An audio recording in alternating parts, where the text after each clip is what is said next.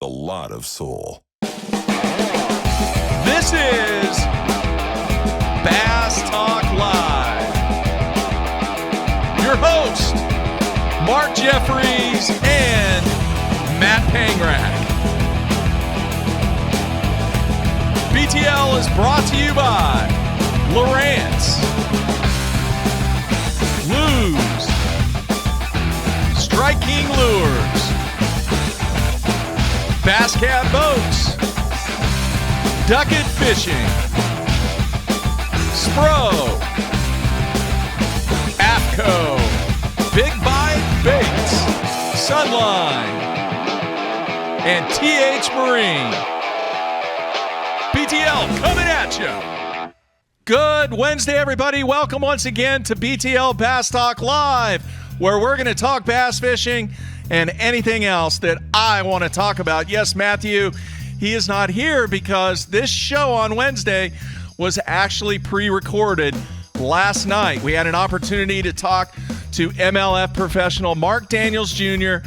and really dive into his performance at Lake Fork. So rather than doing a best of today, I was able to get in touch with Mark Daniels Jr. and do the interview last night. So hopefully everybody will enjoy. He led the qualifying, and then if it wasn't for the flurry that Mr. Ott Defo put on there toward the end and just blew away the field, he still had a great week. He had over 111 pounds in qualifying, got a day off, and just a tremendous week on Lake Fork. The other thing is, he kind of goes into a little bit of detail about the worm setup that he was using down at Lake Fork and at Athens. The other thing you need to pick up on, he didn't have a whole lot during practice. His practice was horrible, but he found something in the final hour, and how many times have we heard that? So, good interview. Hopefully everybody enjoys it. Tomorrow, Thursday, Rick Pierce will be live, and then on Friday, we're going to have David Fritz on. And folks, I'm telling you, the next 2 weeks are going to be jam-packed. I'm going to announce on Thursday the addition of a couple more guests that I've been able to get booked. So today, Wednesday, enjoy the interview with Mark Daniels Jr. The ultimate fishing system starts with Lowrance HDS Live. Upgrade to HDS Live with a Ghost trolling motor, live sight transducer, or Structure Scan 3D, and get up to $500 cash back. Yeah, you care about gear ratios, inches per turn, and ball bearings, but most importantly, you want reliability and dependability in the equipment you use. Luz doesn't cut corners when it comes to the gear they build. The new Speed Spool LFS is the best $99 reel in the market. Go see for yourself.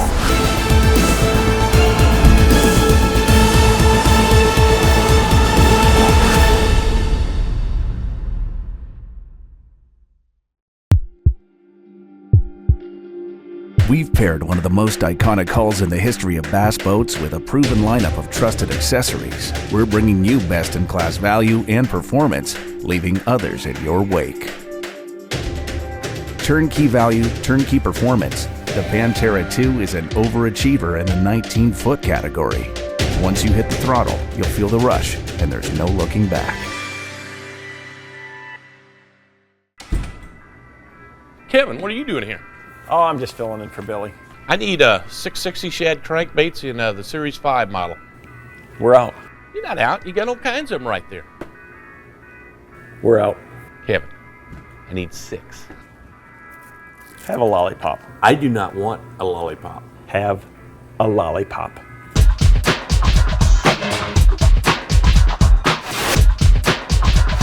Do you have it in sexy shad color? At Ducket Fishing, we have assembled the top pros in the country to help us design rods to give you a competitive advantage. Castability, strength, durability, action, sensitivity, weight and balance, and consistency. Combine that with the best warranty in the industry, and you have rods that are pro-driven. Ducket Fishing, pro-driven. I want to share to you a new product we got coming out from Sunline. This is the FC leader size spools that we have now. We've gotten a lot of requests for this. A lot of you guys use fluorocarbon for leaders only, myself included.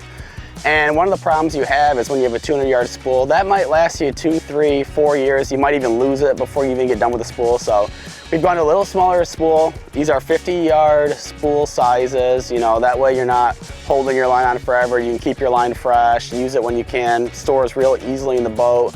We got all of our popular line sizes that you're used to with our Sniper from 5 to 14 pound. If you guys are looking for a line that you're only tying for a leader, go check out Sunline FC Leader 100% fluorocarbon and give it a try. All right, I want to welcome to the show now Mark Daniels Jr. Mark, kind of a crazy time, but I really appreciate you taking time out to be on the show. No problem, man. I'm happy to be on, man. Once again, it's just it is a time and an experience that we've never been through before, and I want to get right off the top. What are your thoughts, and really what is your opinion on what went down with the decision to not cancel but postpone the Lake Jordon event for Major League Fishing? Yeah, I think that was an excellent call on their behalf, on Major League Fishing's behalf. You know, even though we could wiggle around some of what's going on through the CDC, requirements, etc., with the coronavirus spreading as rapidly as it is, and there's just so many unknowns, man, I think it was the smart move just not to put anybody at risk. And then not only us, but then our families, and it just goes on and on from there, man. So hats off to Major League Fishing for postponing that. I think that was absolutely the safest move that they could do. All right, very cool. Now, the main reason why I wanted to have you on is to talk about your Lake Fork performance, third place finish, and he just went on a different tangent compared to what everybody else was doing. But man, what a great week for you at Lake Fork. Amazing week, man. I couldn't have been any happier with how it all turned out, man. I mean, especially after the practice I had, man. Practice was really brutal, but at the end of the day, we found one of those mythical spots that all your buddies always tell you about that you actually never find yourself. I found one of those spots, and I found it during the event. So that's what makes it really special. A lot of times, things like that happen in practice. They happen when you're out hanging out with your buddies, but it seems to never really come together for you during the tournament. And this time, all the stars lined up, and we found a magical spot. How was practice? Practice sucked, man. It absolutely sucked. I ran around a lot of that lake. Very difficult to navigate with all the timber in that place. So you find yourself idling these long ways to get in the backs of these places to check them out. And so you use a lot of time just navigating. But even with that being said, the bite was not good. You know, I feel like that warming trend that we got right before the tournament started you didn't start to see the effects of that until the actual tournament started, in my opinion, because in 2 days of practice, I might have had 8 bites. Wow. I want to say. And none of that I could pattern. It was just kind of random, all of it. How did boat traffic? Did that affect you, or was it just one of those things where you just couldn't get dialed in? I ain't going to blame it on the boat traffic, although Lake Fork is at the top of the list of, pleasure boaters / they're all fishermen, though, but there's people from all over the United States, man. It's a destination lake, so you got people there fishing. There's lots of guides. There's that. But nevertheless, the place is full of bass, and it's just getting dialed in. And through practice, I was not dialed in. What was the light that went off either during the event or whenever this flurry came and you found this very, very defined area? So what ended up happening with the spot, man, was I found a spot in practice, very late in practice, the last hour. And I roll in there, and I catch a 3-pounder at the mouth on a spinnerbait. No big deal. I'm not thinking much of it. Then I start throwing a swim jig and making a lap around this very small pocket. I mean, it's like 45 yards at best. And as I'm making this lap, I see 2 fish on bed. Obviously, I power pole down on them. I take a peek. I look out and make sure they're scoreable or decent size, which both of them were. So I marked both of them on my GPS, and I kept rolling. I didn't really think much of it. So, of course, from the practice that I had, I didn't really have much going. So I'm like, well, I'm going to go catch those 2 on bed, at least kind of get the ball rolling early in the day, and then we'll go from there. Well, get in there, pluck those 2 right off the bat. Maybe in 5 minutes, I catch both of them real quick. And I'm like, maybe I really need to start looking to see if there's more fish in here spawning. Water clarity wasn't great, so you couldn't just see them. They weren't jumping out, you know. So I started creeping along real quiet, utilizing my power poles. That new Garmin trolling motor, super, super quiet. So I'm easing through there, and then 20 feet later, boom, I see a bed. Power pole down on it. First flip in there, get a bite. It's almost a 6-pounder. It's like a high 5. I'm like, good Lord. Long story short, I catch 2 off that bed, a 5 and another one almost 6, and I catch 7 other fish in there on bed after I kind of creeped along and really, really looked. Started noticing some light spots and things like that. Start picking those fish off. So now I got a great start. You know, I got a phone call coming in. I got a great start. I got 7 or 8 fish in the boat for a good amount of weight. I'm off and I'm rolling. It dawned on me after I caught all those fish off bed that there might be fish moving into this area. So there's kind of like a little narrow channel or canal section to this backwater. And I kind of power poled down at the mouth of it and just started fan casting down through that kind of canal area with a methiolate floating worm. And man, it was just magic started happening. I would catch one, I'd weigh it. I mean, these are all fresh fish. These are no fish that I've caught already. They're just swimming in. But they're 4-pounder, 5-pounder, 3-pounder, 7-pounder.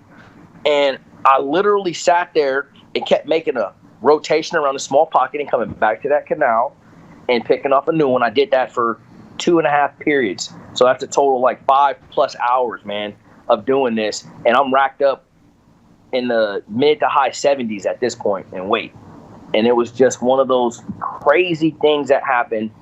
And for whatever reason, the light bulb went off and I realized what was going down. And I knew not to leave. And I just knew to kind of let it rest and come back. Let it rest and come back. And every time I did, I'd catch another fish.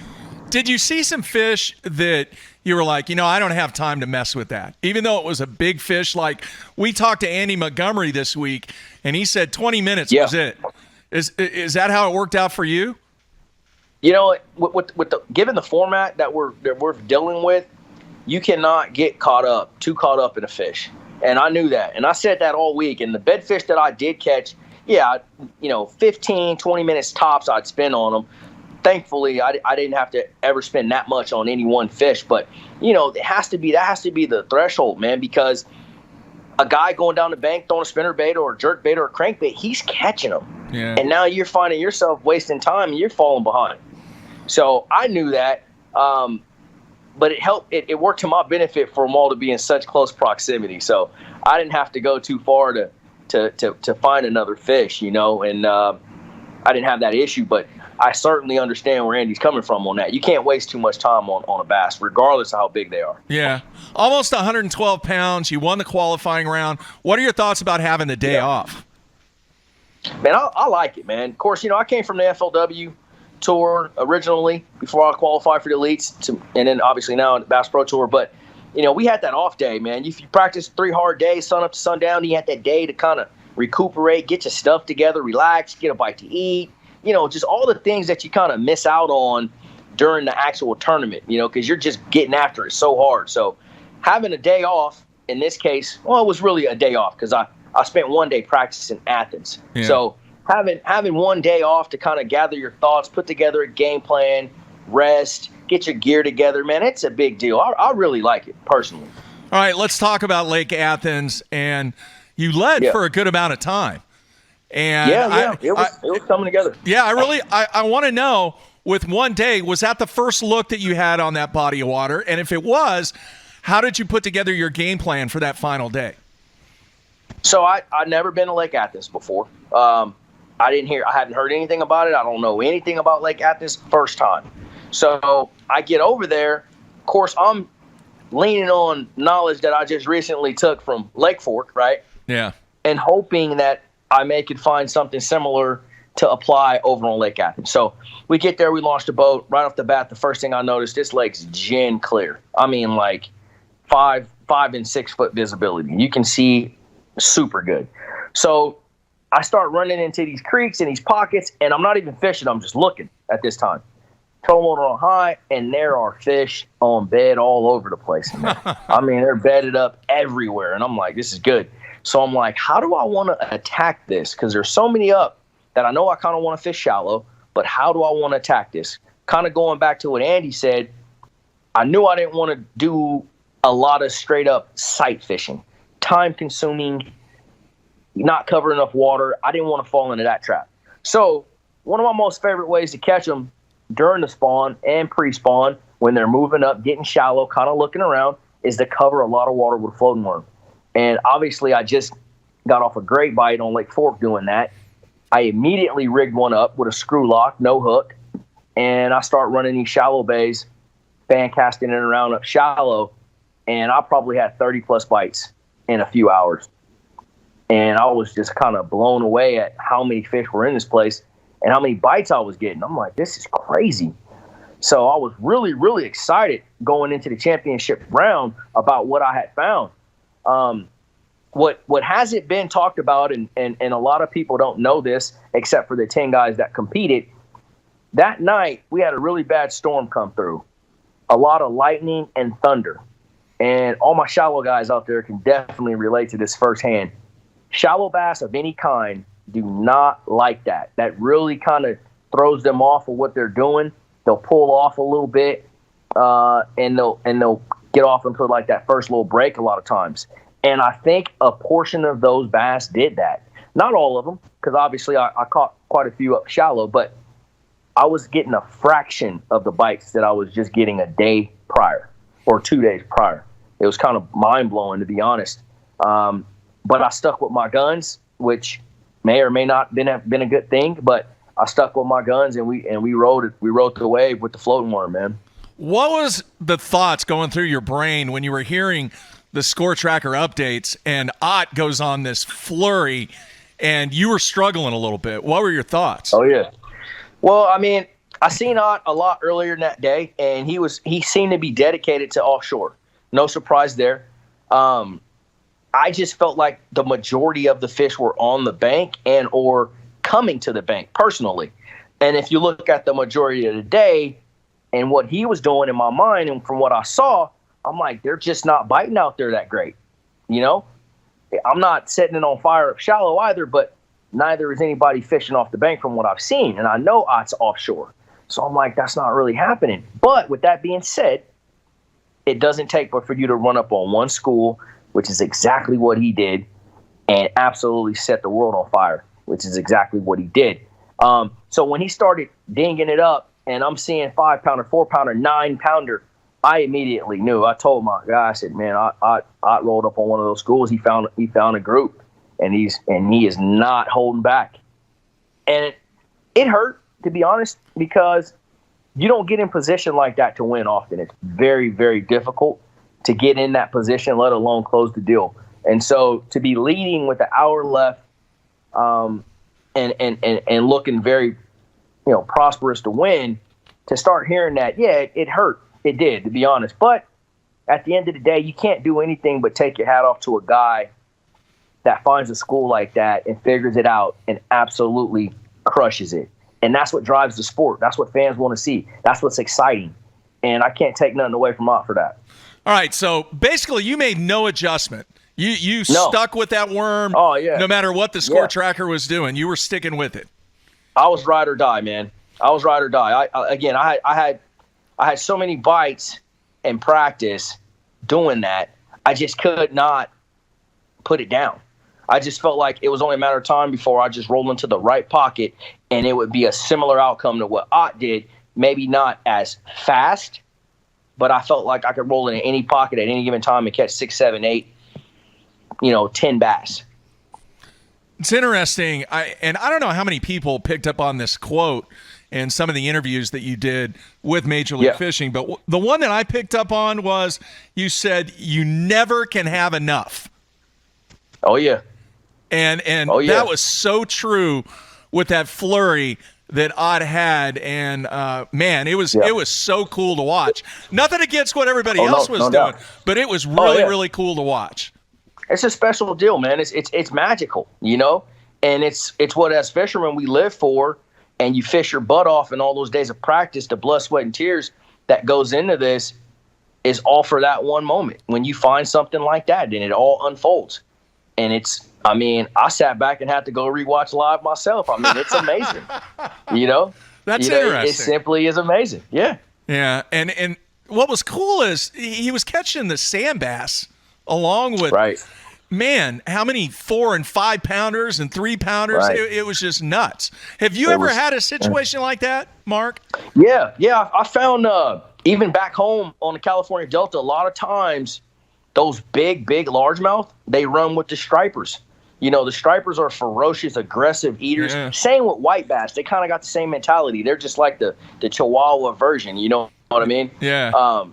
They get after it when it comes to bait fishing. Those bass oftentimes a little bit lazier, a little bit slower. They kind of mix in with them and let them kind of disorient the bait, and then they come in and pick things off kind of behind them. You know what I mean? Yeah. And so, you'll find it. Well, a lot of those bigger, more aggressive game fish will intermix during like a feeding frenzy scenario. So what are you going to do with your time off now? We've talked to a number of guys. Some are not fishing. Some are. Right. What are you going to do? Man, I'm gonna fall into the category of the guy that's still gonna fish, man. I mean, I'm an outdoorsman. This is what I love to do. I feel like I'm not causing anyone any harm if I'm out on the lake by myself, man. I think that's totally fine.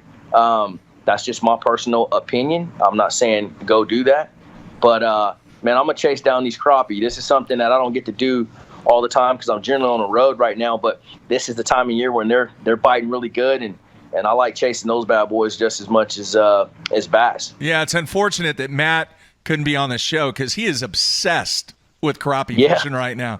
He calls it hunting. It's not even fishing to him. He calls it hunting.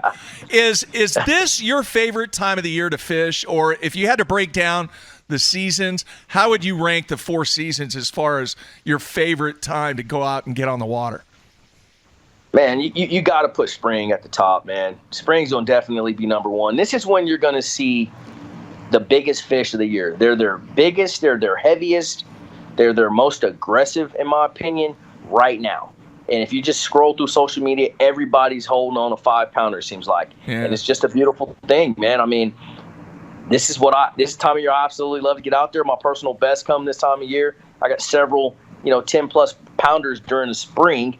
I'm not trying to brag or anything. I'm just saying this is when that happens. You don't see them any other time of year for the most part. So spring's number one for me. Fall is going to be a close second. I like the fall. Summer's probably at the bottom for me. And then I like wintertime fishing too, man. I love it. Very nice. That falls right in line with what Matt and I talk about all the time. It's pretty much lined up exactly what we like to do. How would you rate your career right now, man? Are you happy with the way that everything has went? Is it really progressing? It's been well documented, even on this show that we've had you on here before. But dude, it seems like you've got everything dialed in right now. Man, I'm happy as a lark, man. I mean, I am literally living the dream, in my opinion. This is something I've dreamed of ever since I was a kid, and you just never know how you're gonna make it out here. It's like, I want to be a professional fisherman. Will I ever get the opportunity? Of course, going back to 2013 when I won the national championship, that was my foot in, my door in. And, man, we hadn't looked back, man. We kind of stepped through the door and have had some success. I still have a lot of things that I want to get underneath my cap, but, man, I'm happy as I want to be, dude. I think the league's doing really well. We've made some very positive changes. I see things getting nothing but better from here, man, to be completely honest. You like the 2-pound change? 100% do, man. I think perception is the biggest thing in our sport, man. And you can look at the list of the 80 guys that we're competing with, and there's no doubt there. You know what I mean? As far as skill set, accolades, just everything above, it's there. Time of year, fisheries, and what the guys are geared to target is going to then dictate everything else that falls behind. So if you put us on Smith Lake in May, post-spawn, when they're the skinniest that they're going to be all year, and a guy can win the tournament on 1-pounders, that's what we're going to do. How much, and this is kind of tied in a little bit though, but how much do you miss the Delta? And I'm going to tie that in to that question is, do you think eventually you guys are going to make a West Coast swing? How much do I miss the Delta? First, Let me answer that question first. That's always every day, 100%. 110,000%. I get text messages every single day. I got 2 today of 7+ pounders. I mean, this is just like a regular thing at home. You know what I mean? Yeah. And it's springtime. So you go fishing, you catch 2, 3, sometimes 4 fish over 7 pounds. I mean, it's just what happens on the California Delta. An absolute special place. My favorite place to fish in the country. Absolutely miss that place on a day-to-day basis. As far as us making a Western swing, I know that has came up in some meetings and some discussions. I am very hopeful, is the word I'm going to use, hopeful that we will make a Western swing for several reasons. I feel like we have some of the best fisheries in the country, hands down. Secondly, there's an enormous fan base and an enormous amount of participants in this sport that we all love called bass fishing that live west of Texas. And I think these states, these fisheries, these counties, they need love, they need opportunity, and they need to be able to see us and touch us and interact with us and engage with us like we do in the South and the Midwest and the North. I feel like, as a Western guy myself, man, we just don't have the same opportunities, man. And I think by us going west opens a lot of doors directly and indirectly for the Western angler. All right, a couple more things, and then I'll let you go. One, I'm sure there's going to be some people that want to know your worm setup that you were using at Lake Fork because, let's face it, a lot of people are throwing those this time of the year. Yeah, no doubt. I've got quite a few questions on social media. Of course, I'll put it all out on my YouTube video as well if they want to check that out. But the setup, man, it's not very complex. I feel like technology has got better these days, and so we've kind of put a little more new generation twist on it. But this technique's been around for ages, as you know. I'm just throwing a 7-foot medium heavy action spinning rod. I got braided line to a fluorocarbon leader, 12-pound Seaguar Tatsu. I'm throwing a 4-aught offset worm hook made by owners called an all-purpose worm hook, and just a methylate floating worm. And guys ask me, how do you fish that thing? And my easiest way to recommend it is you fish it like a jerkbait with a little bit longer pauses. But other than that, it's a very simplistic technique. It allows you to cover a lot of water shallow. And, dude, it's an amazing way to catch spawners without looking at them. Let me ask you this, and this is kind of a selfish question because I saw a guy do this many, many years ago. He would actually take the braid and he would use a swivel, and I don't remember what size the swivel was, and then tie fluorocarbon to the swivel and use that rather than tying a knot to where that worm would actually sink just a little bit more. Have you done that? Is that a good recommendation?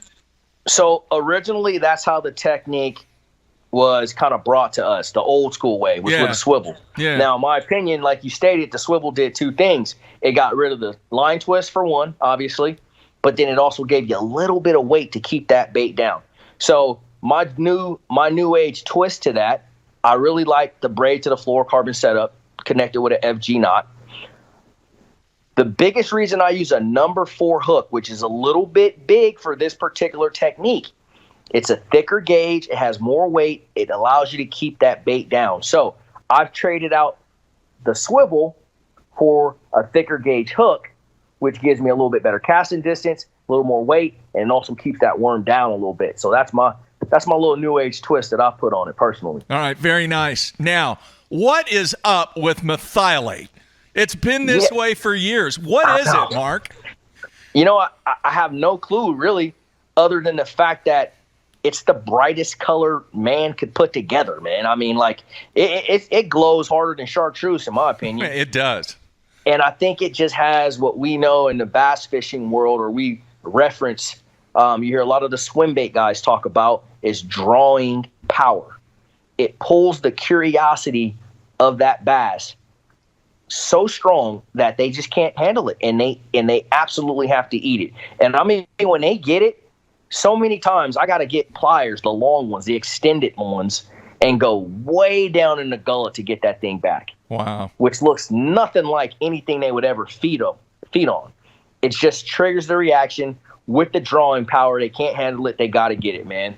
And there's a few other colors that work excellent too. The yellow, the old school guys call it school bus, you know. Yeah. The all white, the bubble gum, the chartreuse. Those all do the same thing. I just got a personal preference with the methylate. It's a big time color, man. It's been one of those colors that have lasted over time for years and years and years and years and years. Some of those old outdoor shows, you see these guys that come in from the flea markets and stuff like that. They'll have these old bags of soft plastic, and there's always methylate in there somewhere. Oh, yeah. So, been around forever. All right, man, we're going to let you go. Go chase those crappie. Yes, and, sir. Hopefully we'll be able to see you here in a few weeks at Grand Lake. Hopefully things will get better. And, yeah, man. Looking forward to that. What a great show that you guys put on at Lake Fork, though. Awesome, man. I appreciate that, Mark. Thank you for the opportunity, man. And hopefully we do see you guys up at Grand here soon. All right. Have fun, man. Be safe. We'll talk to you soon. Likewise. See you. Let's face it, fishing electronics are no longer an afterthought. They've become a necessity. And at the Bass Tank, our experts match you with the right electronics, provide professional installation, and educate you to help maximize your catching results while providing support along the way. Because let's be honest, it's about catching, not just fishing. And when you're ready for better results, join the Bass Tank team. Visit us today on Facebook or go to thebasstank.com. Blue Water by TH Marine. Offering LED lighting solutions for your boat, trailer, truck, ATV, and so much more. Engineered and built to be rugged with waterproof and submersible options. Designed for easy installation, Blue Water is available in a variety of colors and styles. All backed by a limited lifetime warranty. Blue Water by TH Marine.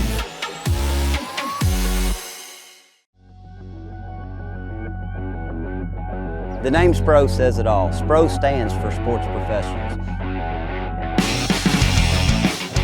When you look at the pro staff that SPRO has brought on board over the past 15 years, it's been pretty incredible. I mean, one got it just then.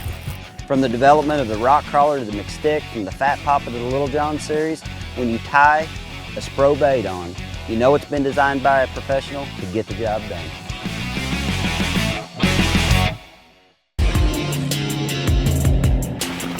While I travel the country on the Bassmaster Elite Series, I simply can't let the weather be the reason I don't win $100,000. That's why I use AFCO clothing to keep me warm, dry, and protected from whatever Mother Nature wants to throw at me.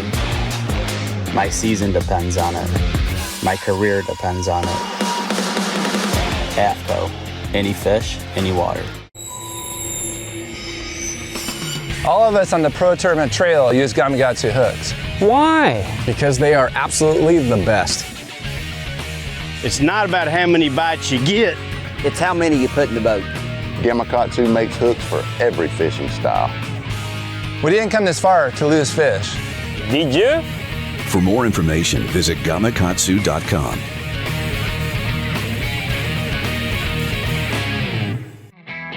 The Big Bite Baits Kamikaze Swim On is a very unique bait, and it's got a full body but with ribs to give it a bigger profile but not more plastic. It's got a jointed tail that gives it a lot of action, as well as this up and down crawl type trail with holes and ribs in it, so it creates a bubble trail almost. This bait is supposed to be fished upside down or vertical like this on a great for a chatterbait. I prefer it on a swim jig as well, but you can also cut it down and put it on the back of a finesse jig. You know, flip it around for some spotted bass or flipping docks. Anytime you want a small, compact, little trailer for it, this is great for it. So check out the full lineup of swim-ons at bigbitebaits.com.